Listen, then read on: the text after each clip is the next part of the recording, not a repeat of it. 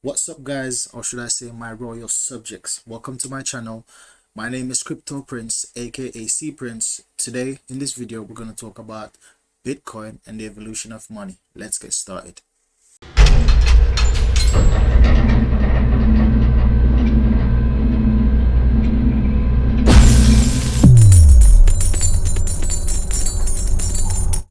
Okay, guys, so I know you must have heard about Bitcoin, Ethereum, or even some kind of any kind of cryptocurrency. But do you actually know what that means? So that's what we're going to focus on today. Today we're going to just talk about Bitcoin, but future videos we'll talk about other cryptocurrencies. Just to introduce myself again, my name is CP Cryptoprince. This is my first ever video on YouTube. So thanks for dropping in. Hope you like, subscribe, and share.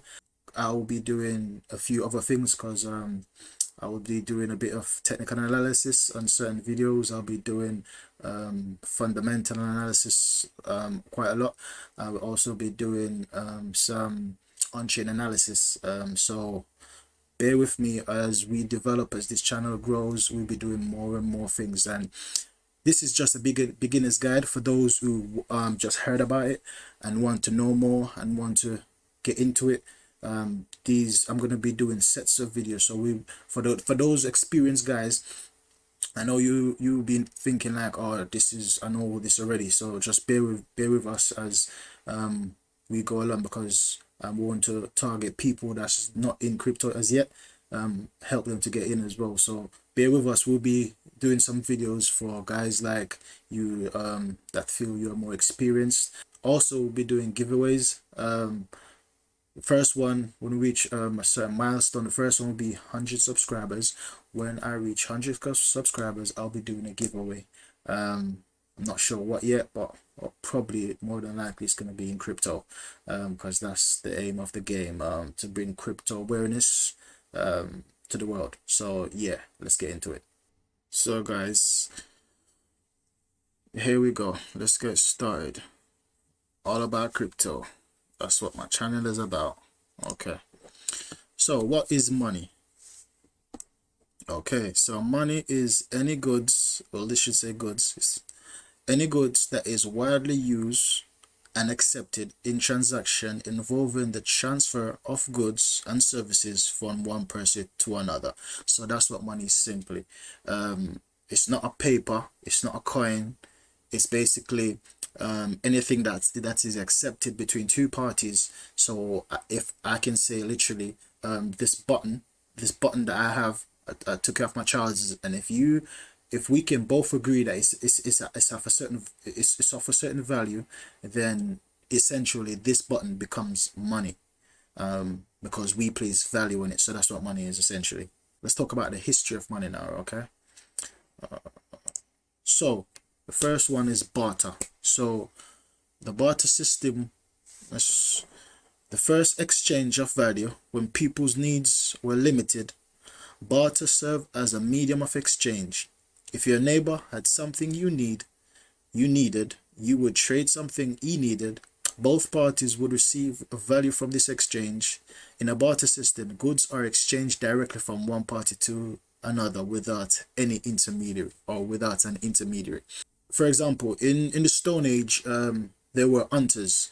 That's how people survive. Well, most people, that is, they survive by hunting animals, and the currency in that time was literally animals.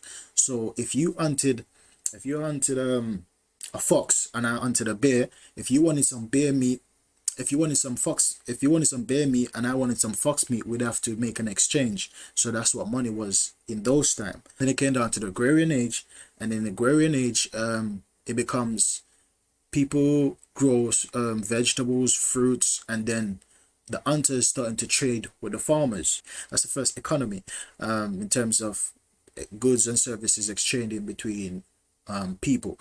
So that's where basically the first money, so to speak.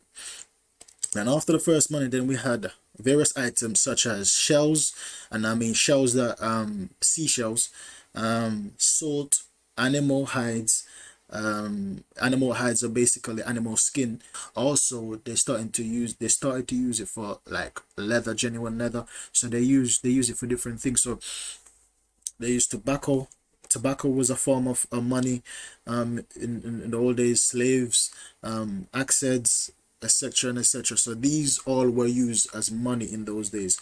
But all of these, barter had a flaw, and to be fair, barter system is still being used today in certain instances, and so are commodities.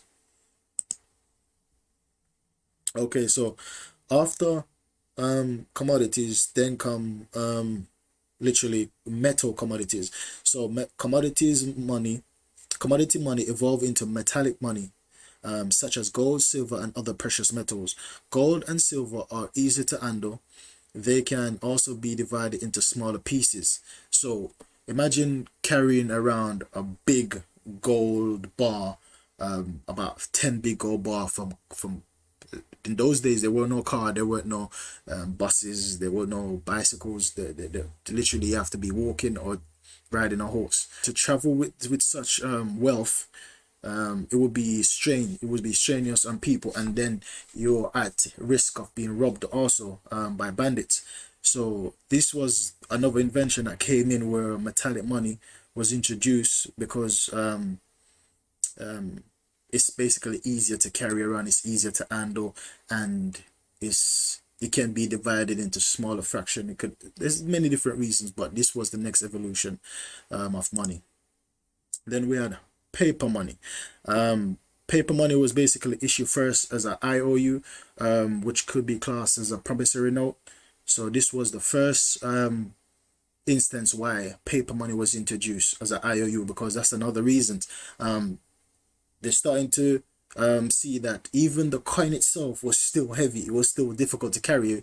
If we can remember certain movies that we watch, certain TV shows that's in the Middle Ages, you see some big bag of money, people walking around, you're at risk of being robbed.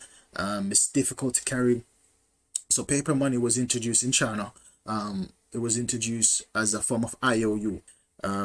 So just think of promissory note when you hear IOU. So the paper money now was backed by gold. It was on the gold standard. President Nixon took off the gold standard, but essentially money was on the gold standard. So the gold standard is a monetary system where a country's currency or paper money has a value directly linked to gold. With the gold standard, countries agreed to convert paper money into a fixed amount of gold. So you would say that $1 would be backed by this is example now, by 2 carats of gold. $1 equals 2 carats of gold, right? So it has a physical value. So money had a physical value in commodity. That's what it was. But these days, money isn't backed by anything. Just want to give a shout out to Crypto Mikey for adding this. I was watching this episode as well. It was absolutely brilliant. Have a listen. And for what? So your multitude of computers and servers could solve some abstract math equations resulting in the mining of Bitcoin. Worth millions right now, whoopee, but backed by what? Nada, nix, zot. What's the dollar backed by since we went off the gold standard? Well, roads, the military industry, the credit of the federal government, that sort of thing. But I get your point. And there's been trillions of dollars being printed, and they can print it because there is nothing being backing it. If gold was backing it, they wouldn't be able to print so much, because they would have to have that amount of gold as well. These things cause problem, just like in Venezuela, for example. Their currency literally went to zero, literally, because their dollar has been hyperinflated. Okay guys, that's the end of part 1. I'm trying to keep these videos short, so click on the link to see part 2. Okay guys, see you over there.